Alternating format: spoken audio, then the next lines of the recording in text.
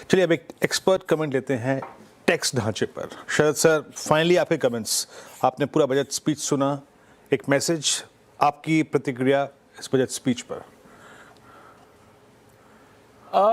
बिल्कुल, मुझे वीरेंद्र, नीलेश भाई की बात एसटीटी पे पहले मैं बोलना चाहूँगा, बहुत अच्छी लगी कि इसको जैसे सिन गुड्स पे टैक्स ज़्यादा लग जाता है तो इसको मार्केट का एक सिन गुड मुझे लगता है धीरे धीरे बनता जा रहा है। बहुत अच्छी उन्होंने बात करी।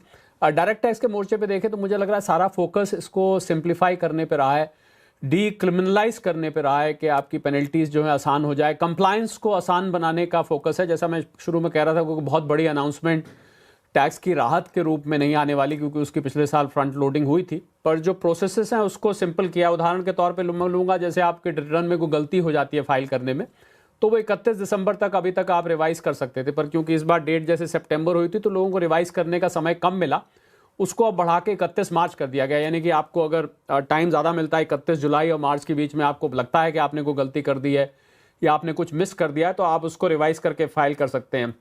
दूसरा, एक ITR-U फाइल होता है वीरेंद्र, उसको हम इनकम टैक्स अपडेटेड रिटर्न कहते हैं।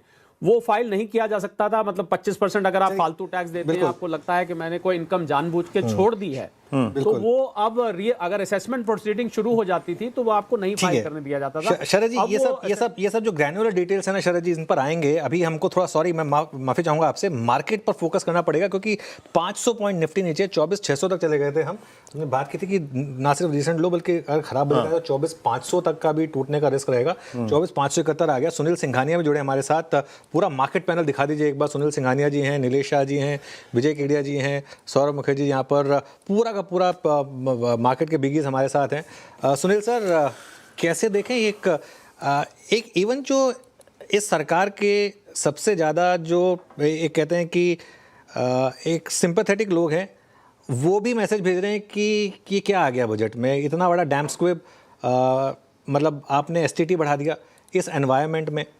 आप कैसे देख रहे हैं इसे?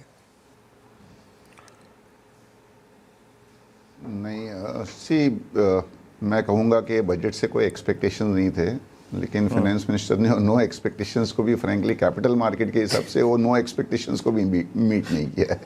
सो it is not meeting the no expectations budget, that is how I will put it. I think एक बहुत क्लियर है, कैपिटल मार्केट बहुत इंपॉर्टेंट हिस्सा है इकोनॉमी का, but year after year I think capital market को पनिश किया जा रहा है। बहुत थोड़ा डिसअपॉइंटिंग है। Year after year capital